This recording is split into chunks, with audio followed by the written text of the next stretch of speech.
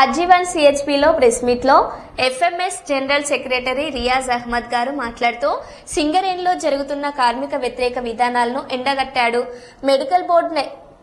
Medical board 9 నెలలుగా నిలిచిపోయిన గెలిచిన సంఘాల కనీసం కార్మికుల సమస్యల మీద పోరాటం చేయకుండా యాజమాన్యానికి తోడుగా వ్యవహరిస్తూ కార్మికులను వారి వారసులను క్షోభకు గురి చేస్తున్నారని వారికి ఎఫ్ఎంఎస్ అండగా ఉంటుందని భరోసానిచ్చారు. సింగరేణిలో కోర్టుకు వెళ్లి మహిళలకు అవకాశం కల్పించిన చరిత్ర హెచ్ఎంఎస్ది అని తెలియజేశారు. ఎప్పుడైతే సింగరేణిలో రాజకీయ జోక్యం ఎక్కువైందో అప్పుడే కార్మిక సంఘాలు వారికి తొత్తులుగా మారారని ఇక నుండి వారి ఆటలు సాగనివ్వమని చెప్పారు. సింగరేణి కార్మికులు ఎదుర్కొంటున్న పలు సమస్యలను వివరించారు.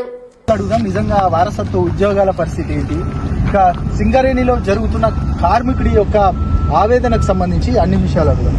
ఏంటి అసలు సింగరేణిలో జరుగుతుంది ఏంటి, కార్మికుల యొక్క సమస్యలకు సంబంధించి మీరు ఏం చెప్తారు? సింగరేణి కార్మికుల సంఘాలు కార్మికుల సమస్యలపైన గతంలో విప్లవ కార్మిక సంఘాలు పోరాటం చేసి తీసుకొచ్చినాయి. అన్ని అమ్మేస్తాను.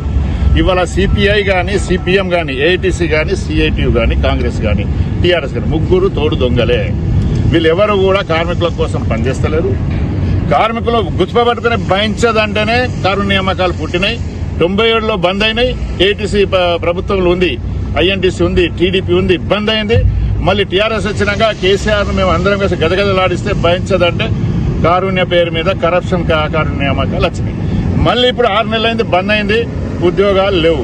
ఇదే సోకాల్ నాయకులు group 1 exam, group 2 exam, group 3 exam అంటే హైదరాబాద్ నడి సెంటర్లో లబోలిబో మొత్తుకుంటారు. ఆ పోస్టులన్నీ మొత్తం చూస్తే 150, 200, 300, 4,000, 2,000, 3,000 కంటే పెరిగాయి. కానీ మా సింగరేణి కార్మిక సంఘాలు మేము కొట్లాడి చేస్తాం. విప్లవ కార్మిక సంఘాలు, హెచ్ఎంఎస్ కూడా విప్లవ కార్మిక సంఘమే, నాన్ పొలిటికల్ ట్రేడ్ యూనియన్. కొట్లాడి వీఆర్ఎస్ స్కీమ్ ఆపినాం. అంటే నెలకు 150 మందికి అన్ఫిట్ అవుతారు, 150 మందికి ఉద్యోగం వస్తుంది. అంటే సంవత్సరానికి 1,500 ఉద్యోగాలు. 5 సంవత్సరాల్లో ఎంత అయితే 15 45 4,800 ఉద్యోగాలు. అది మనం కొట్లాడి ఆడపిల్లలకు ఉద్యోగాలు లేవంటే హెచ్ఎంఎస్ కోర్టుకు పోయి ఆడపిల్లలకు ఎందుకు ఇవ్వవు, బిడ్డకు ఎందుకు ఇవ్వవు, ముండమొస్తేనే ఇస్తావా, బిడ్డకి ఇవ్వవా, పెళ్లి చేసుకుంటే ఇవ్వవా, ఇది అప్పుడు ఒక సర్కులర్ ఇష్యూ చేసింది దరిద్రపి కార్మిక సంఘాలు కలిసి. ఏం చేసిందంటే విడో డాక్టర్కే ఉద్యోగం అని. విడో ఏందే, ముండమే అందరూ. ఇంత పెద్ద కంపెనీ కానీ కోర్టు నుండి తీసుకొస్తే ఆడపిల్లలు కూడా 4,000 మంది ఇప్పుడు ఆడపిల్లలు ఉద్యోగాలు చేస్తారు.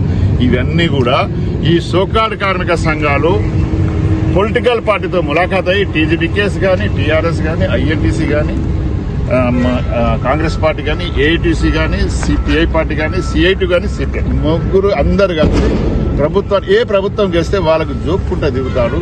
సింగరేణి సర్వనాశమైంది. ఇవాళ నేను ఓపెన్ గా చెప్తున్నా, సమైక్యాంధ్రలో సేఫ్గా ఉన్న సింగరేణి. మేము అనుకున్నాం సింగరేణి కాపాడుకోవాలని. స్వరాష్ట్రంలో సర్వనాశనమైంది. సమైక్యాంధ్రలో 60 బొగ్గుబాయిలు ఉన్నాయి. ఇవాళ 17 బొగ్గుబాయిలు అయినాయి. ఎవరు దీనికి బాధ్యులు? పొలిటికల్ లీడర్లు కాదా, ఎమ్మెల్యే ఎంపీలు కాదా? ఈ trade union, so called trade union నిలబడద్దా? అవి పోయినాయి. బొగ్గుబాయిలు నాశమైనాయి. ఇవాళ మాతోటేమో లబోలిబో మొత్తుకుంటారు, బోయలకు యాక్షన్లు పోవద్దు అన్నారు. మొన్న ఏమిచ్చారు కాంట్రాక్టర్లు, ఎన్ని కోట్లు ఇచ్చారు? మళ్ళీ ఇదే ఏఐటీసీ, ఇదే ఐఎన్టీసీ, కాంగ్రెస్ పార్టీ దగ్గర ఉప ముఖ్యమంత్రి బట్టి దగ్గర పోయి యాక్షన్లో పోవండి, లేకుంటే సింగరేణి బతుకది. ప్రతి ఒక్క ఆఫీసర్ నా కొడుకు ఇవాళ సింగరేణి నాశనం అవుతుంది. బొగ్గు బాయిలు బంద్ అవుతాయి. బొగ్గులు బాయిలు బందే మాట ఎందుకు తీస్తున్నావు? ఇంకా భూకడుపులో బొగ్గు 95% బొగ్గు లోపల ఉంది. 85% భూకడుపులో ఉంది. బొగ్గు బాయిలు అండర్ గ్రౌండ్ తీస్తేనే మనకు బతుకుదేరు ఉన్నది. ఉద్యోగాలు ఇంపార్టెంట్, లాభాలు తీసుకోవడం కాదు. లాభాల కోసం వ్యభిచార గృహాలు పెట్టడం ఇంకా ఎక్కువ లాభం వస్తుంది. సింగరేణి పెడతదా? ఇక లాభం నష్టం అంటుంది. లాభం నష్టం తోటి కాదు, బొగ్గు ఉత్పత్తి ఎంత కావాలని కావాలి. బొగ్గు దేశానికి అవసరం ఉంది. పరిశ్రమ గురించి ఇవాళ 47,000 కోట్ల రూపాయల సింగరేణి కార్మికుల కష్టార్జితం సింగరేణికి బాకీ ఉంది. ప్రభుత్వం ఎందుకు అడుగుతలేరు? కేంద్ర ప్రభుత్వం, ఈ సోకాల్ కార్మిక సంఘాలు ఆ 45,000 కోట్లు ఇస్తే 40 బాయిలు ఒప్పచ్చు, 1000. అన్ని సంఘాలకు సంబంధించి గతంలో అనేక పోరాటాల్లో కలిసి ఐక్యంగా పోరాడిన సంఘాలు ఇప్పుడు ఎందుకు విచ్ఛిన్నమవుతున్నాయి అంటే ఏం చెప్తారు? దీనికి కారణం తెలంగాణ ప్రభుత్వం, చంద్రబాబు నాయుడు స్ప్లిట్ చేసిండు. సింగరేణి ఎన్నికలను తీసుకొచ్చి డివైడ్ అండ్ రూల్ ఇంగ్లీష్ పరిపాలన చేసిండు. ఎన్నికలు అనేసరికి వీడు మంచిగా మాట్లాడితే ఈ సమస్య పరిష్కారం అయితే వీని కోట్లు పడతాయని వాడు, వాని కోట్లు పడతాయని వీడు, ఈ పోటీ తత్వం వచ్చింది. పోటీతత్వం కార్మికులను సర్వనాశనం చేసింది, హక్కులను సర్వనాశనం చేసింది, సింగరేణి ఇండస్ట్రీ నాశనం చేసింది. ఇది చూడు కనబడుతుంది, కుప్ప మట్టి కుప్ప వచ్చింది. మట్టి కుప్ప కాదు, అక్కడ బొగ్గు బాయి చేస్తే 50 సంవత్సరాలు పనిచేసింది. బొగ్గు లేదంటారు. ఉదాహరణ కొట్టే జీడీకే వారింట్లో 1956లో స్టార్ట్ అయింది. అది 56లో స్టార్ట్, ఇంకా నడుస్తుంది. 2000 మందికి ఉద్యోగం ఇస్తుంది. ఎట్లా ఇవన్నీ బొగ్గు బాయిల నష్టం అంటే ఆ బాయిలు ఎట్లా నస్తుంది?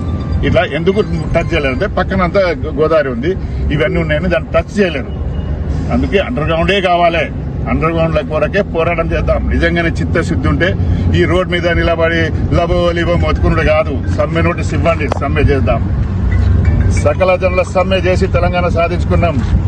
రోడ్ల మీద కూర్చుంటే ఆటపాట ఆడితే తమాషా చూసిన చప్పటి మగోళ్ళు కూడా, ఆంధ్రులు కూడా చప్పట్లు కొట్టి అబ్బా అని కొట్టారు. కానీ తెలంగాణ రాలే. ఎప్పుడైతే ఆర్టీసీ, సింగరేణి మేనేజ్మెంట్, సింగరేణి కార్మిక సంఘాలు మేము ఐఎఫ్టీ, హెచ్ఎంఎస్ఏ, అలా ఏఐటీసీ కానీ, ఐఎన్టీసీ కానీ, సిఐటీ సమ్మెను ఫెయిల్ చేయడానికి ప్రయత్నం చేసి కొత్త కూడా ఫెయిల్ చేసింది. మేమందరం ఉత్పల్ పట్టి నిలబడ్డం కానీ సమ్మె సక్సెస్ అయింది. తెలంగాణ వచ్చిన తర్వాత మళ్ళీ ఈ సమస్యలు పరిష్కారం చేయడానికి కొత్త బావుల కోసమే కొట్లాడాల్సిన పరిస్థితి ఏర్పడింది. కనుక ట్రేడ్ యూనియన్ నాయకులకు కూడా చెప్తున్నారు, ఆంధ్రోలను బట్టి నేర్చుకోండి. ఆంధ్రోలు ఏ పార్టీలను ఉండని, ప్రభుత్వంలో ఉన్న పార్టీలు ఉండని, అక్కడ సమస్యలు వచ్చినప్పుడు అందరూ ఒకటైతారు, వహించడానికి మొత్తం ఆత్మహత్య. అట్లనే సింగరేణులు కూడా ఈ రాజకీయ పార్టీలు సొంత జెండా పక్కన పెట్టుకుని ట్రేడ్ యూనియన్స్ బయటికి రండి, స్ట్రైక్ చేద్దాం. నెల రోజులు సమ్మె చేస్తే నీ కొత్త బాయిలు ఎట్లా రావు నేను చెప్తాను.